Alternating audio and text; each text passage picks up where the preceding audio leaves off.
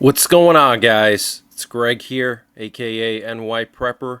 It is Saturday, July 26th, 2025, and I have some breaking news to share with you guys. Right now it is 1600 Eastern Time here in the United States, and we have some major breaking news coming in from outer space and also from Southeast Asia and Eastern Europe. So what you're looking at here is a picture taken by a satellite of some kind of intergalactic object that could potentially be a hostile alien spacecraft. So according to a controversial new study by a small group of scientists, this intergalactic object is a spacecraft from an alien society that is potentially preparing to attack us. And they're saying that the consequences, should the hypothesis turn out to be correct, could be potentially dire for humanity. The researchers wrote in the inflammatory paper, which was published July 16th to the preprint server ARXIV.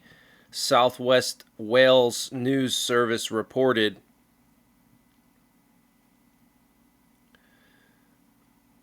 The consequences, should the hypothesis turn out to be correct, could potentially be dire for humanity, the researchers wrote. The object, dubbed 3I Atlas, the interstellar entity, was discovered on July 1st, rocketing towards the sun at more than 130,000 miles per hour, Live Science reported. Less than 24 hours later, it was confirmed to be an interstellar object, with initial observations suggesting that it could be a comet that measures up to 15 miles in diameter, larger than the island of Manhattan. However, in this new paper, the trio of researchers suggested that it might be a piece of extraterrestrial spy technology in disguise. One of the researchers, Avi Loeb, a prominent Harvard astrophysicist known for linking extraterrestrial objects to alien life, previously made waves after floating the theory that the 2017 interstellar object Oumuamua could be an artificial recon probe sent by an alien civilization based on its odd shape and acceleration. In this study, which he collaborated on with Adam Hibbard and Adam Crowell of the Initiative for Interstellar Studies in London, Loeb postulated that 3I Atlas's trajectory suggests a similar alien origin. The trio felt the object's speed, which was significantly faster than Oumuamua and other objects, and the fact that it entered our solar system from a different angle than its predecessors, offers various benefits to an extraterrestrial intelligence, Loeb wrote in a blog post. One benefit is that 3I Atlas will make close approaches to Jupiter, Mars, and Venus, which could allow aliens to stealthily plant spy gadgets there, Loeb wrote. When the so-called undercover UFO reaches its closest to the sun in late November, it will be concealed from Earth's view. This could be intentional to avoid detailed observations from Earth-based telescopes when the object is brightest or when gadgets are sent to Earth from the hidden vantage point, Loeb declared.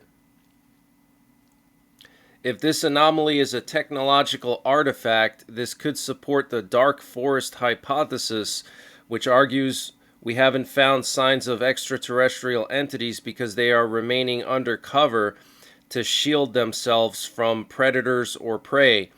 Loeb warns that this could suggest that an attack is likely and would possibly require defensive measures to be taken.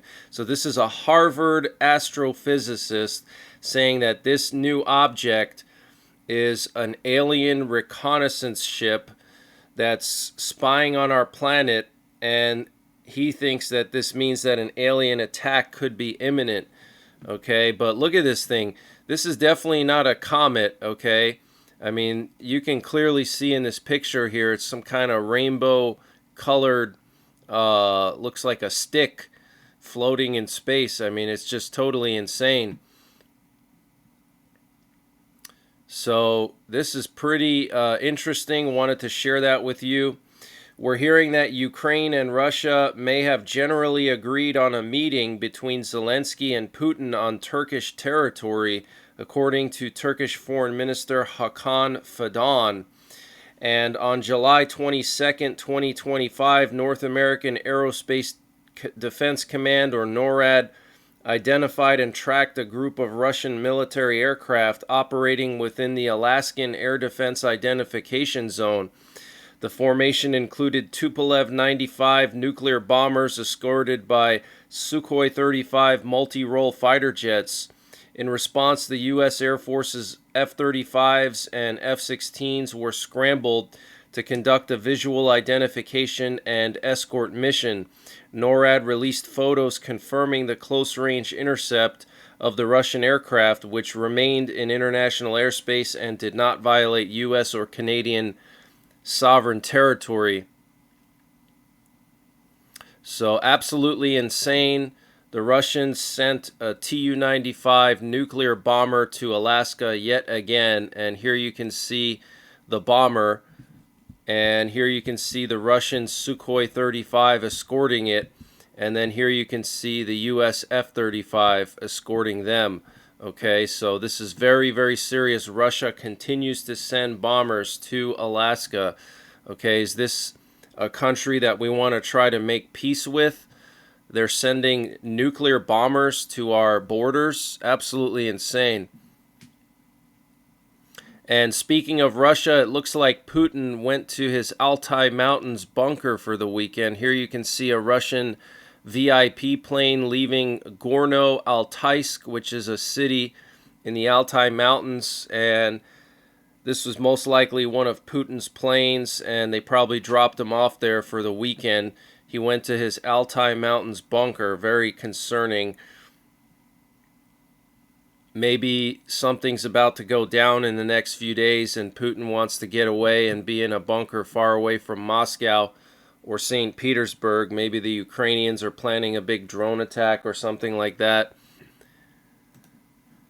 And we had some interesting activity in the Baltics and northern Poland the last few nights. We had a lot of reconnaissance activity this past week, but last night we had two British Eurofighter Typhoons take off from an airfield in northern Poland, and they flew through the Suwałki Gap up into Lithuania. One of them flew to Klaipėda, which is a major NATO port on the Baltic Sea, and then another one flew to Kaunas, which is where the largest NATO contingent is in Lithuania. So seems like a training mission to me, training to maybe defend Klaipėda if it comes under attack or invasion, and defend Kaunas, which is where the NATO contingent is headquartered.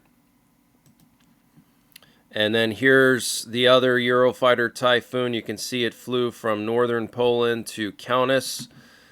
And then we also had two private reconnaissance planes operated for the U.S. government patrol the Baltics. You can see one was flying along the border of Estonia and Latvia and Russia, and then another one was flying along the Kaliningrad, Poland and Lithuania border. So lots of reconnaissance going on here. And we're hearing that Trump's Department of Justice has granted Epstein accomplice Ghislaine Maxwell limited immunity in exchange for her upcoming hearings. So she's been subpoenaed. She's going to basically spill the beans about Epstein and the Epstein files, so she has been given limited immunity.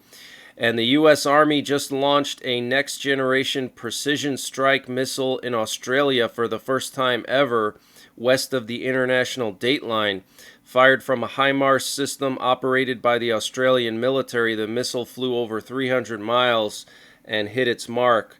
So this is the replacement for the ATACMS, okay? This missile is supposed to have a range of up to 500 or even 1,000 miles. It's called the Precision Strike Missile, or PSM. It's the replacement for the highly sought-after ATACMS that the Ukrainians wanted for so long and the U.S. did not give. and that ATACMS has a 200-mile range. So this is clearly a show of force to China, and also preparations for a war in the Asia-Pacific region. They're arming Australia to the teeth, okay, with HIMARS, with nuclear-powered subs. They're also deploying Tomahawk missiles there. There's a whole bunch of radar and radio installations in Australia. And Britain and Australia signed a historic $27 billion treaty to build nuclear-powered submarines for Australia. $27 billion. Absolutely insane. And the Russian Pacific Fleet conducted live fire missile tests in the Sea of Japan this week. And Taiwan detected Chinese military activity near its territory. Multiple Chinese jets were spotted over the Taiwan Strait, and China was doing a big amphibious landing exercise as well right across the Taiwan Strait. And Ukrainian forces have begun their withdrawal from parts of Pokrovsk, pulling out of the southern suburbs and nearby villages towards the city center. So this is bad news, okay? Pokrovsk is a very strategic city in eastern Ukraine. The Ukrainians have been trying to hold it for a very long time. The Russians have basically encircled it on the southern side, and now the Ukrainian forces are withdrawing into the city itself from the outer suburbs, okay, because they want to protect that city from being taken over. So this is not a good sign. It means the Ukrainians are losing ground in the Pokrovsk area. And I wanted to update you guys on the situation with Thailand and Cambodia. So we're hearing this morning that Thailand forces captured multiple strategic heights inside of Cambodia after a sustained assault overnight. And the Thai army on Saturday said the Burafa task force successfully pushed Cambodian soldiers out of 4 disputed areas in the Sa Kaeo province and has reinforced their forces along the border while also evacuating residents from risk areas. Visuals released from the Thai army show Thai soldiers standing on top of the Phu Makua mountain, which was successfully captured by Thai soldiers this morning. So it looks like Thailand captured this mountain. I don't know if it's a Cambodian mountain or a Thai mountain, but they've seized control of the Phu Makua mountain. And Cambodia is preparing to use a large number of troops and weapons to retaliate against Thailand's seizure of the Phu Makua mountain. And new clashes have been reported on the most southern border between Cambodia and Thailand, all the way down near the Gulf of Thailand. Most of the fighting has been sort of in the northern and central border areas, but there were clashes all the way in the southern border area on the Gulf of Thailand overnight. So the war is expanding, okay? This is a war now. And over 100 Cambodian soldiers have been killed during ongoing clashes with Thailand's military, according to Thailand's 2nd Regional Army.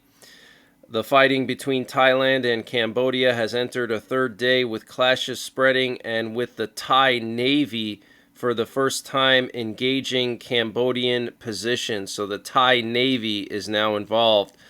And Thailand will be enacting martial law in all the Thai provinces bordering Cambodia.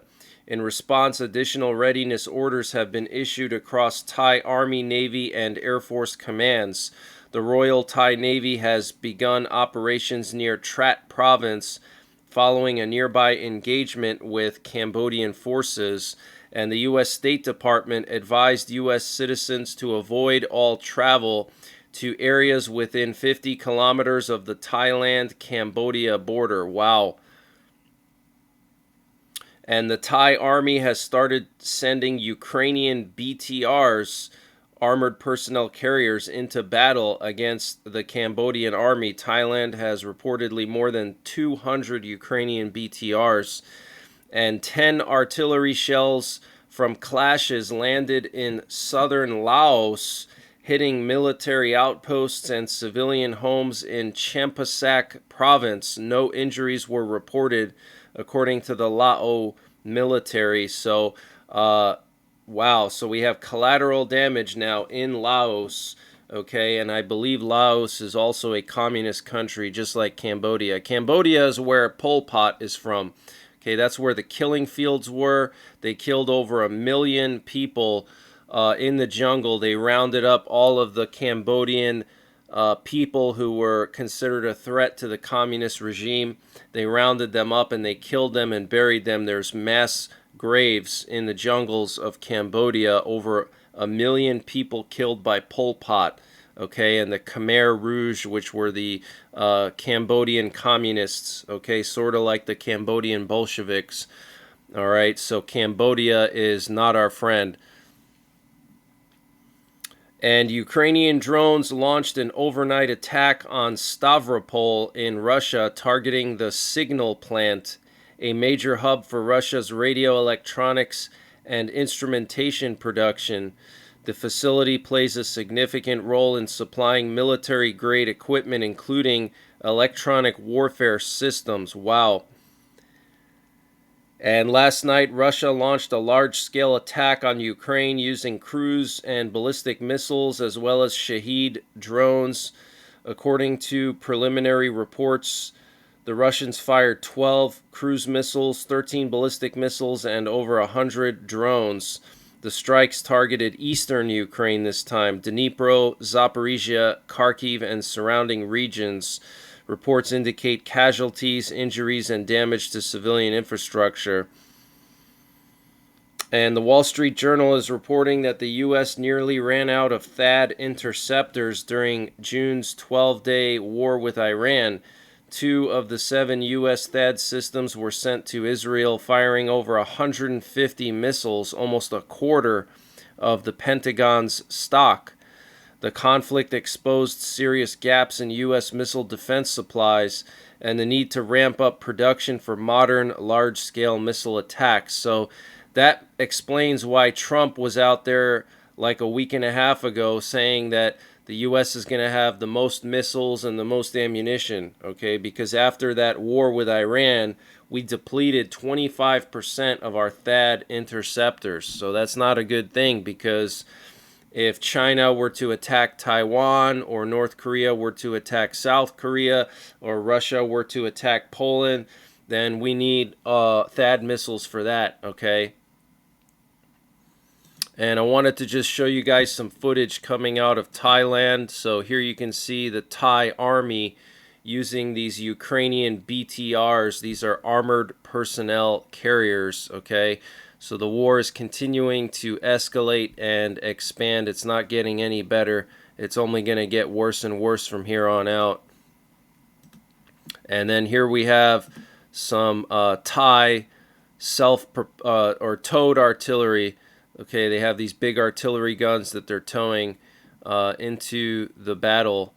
Okay, so the situation is continuing to escalate. It's a pretty big artillery piece there. I don't know exactly what kind it is. It's a little bit hard to tell, but that's a pretty large one. And then here we have some more footage. This looks like from Cambodia, but it's hard to say. No, this is actually Thailand. You can see some kind of armored personnel carrier there and some tanks going down the street here. Okay, so the war is expanding and escalating. There's another armored personnel carrier. There's another tank. So looks like there's going to be a full-blown war in Southeast Asia in the coming days and weeks, okay? And I'm going to be covering everything as much as I can. And here we have some footage of the Thai military setting up what looks like some kind of radar system. I'm not sure exactly where this is, and I wouldn't want to expose their location, but you can clearly see they're setting up a radar here, maybe potentially air defenses of some kind. Okay, there's one of the radars, it looks like. That looks like an American system, potentially. Looks like a radar. This could be some kind of launcher here, and looks like a command center basically. So it's escalating, and then here we have some tanks rolling through the streets here. Check that out.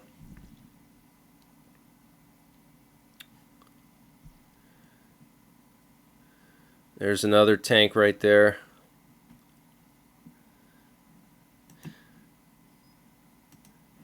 And we also have this heat dome over the eastern and midwestern U.S. You can see heat advisories for the entire plains, all the way from North Dakota down to northern Texas and into Ohio and West Virginia. We have heat advisories here. Also for the Carolinas and Virginia, Georgia, Florida. So there's also air quality alerts for the northeastern U.S. So massive heat dome here. This could lead to power outages, guys.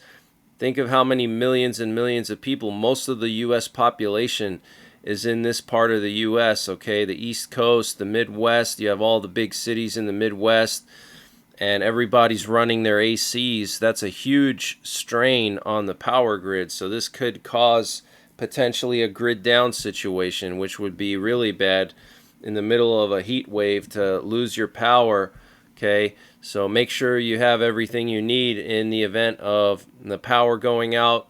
And I might be back later on tonight with a live update. And until the next time, take care, God bless, and don't forget the 3 Ps: prepare, practice, and persevere. And this update was sponsored by EMP Shield. Guys, EMP Shield has created a special discount just for you, the listeners of the NYPrepper channel. If you go to empshield.com and use the promo code NYPrepper, you can get 15% off your entire order. And why do you need an EMP Shield? Well, this is a special device to protect your vehicle, your RV, your solar generators, your radios from an electromagnetic pulse, which could be caused by a solar flare or potentially a rogue country like North Korea detonating an electromagnetic pulse weapon over the United States that's mounted onto a satellite. So protect your vehicles, protect your RV, protect your radios, protect your generators with an EMP Shield. Use my promo code NYPrepper to get 15% off. Installation is super simple. This is a veteran-owned business, 100% American-made, and the EMP Shields have been tested by the military, okay? And free shipping is included to the entire continental United States. And the link and the promo code are in the description below this video.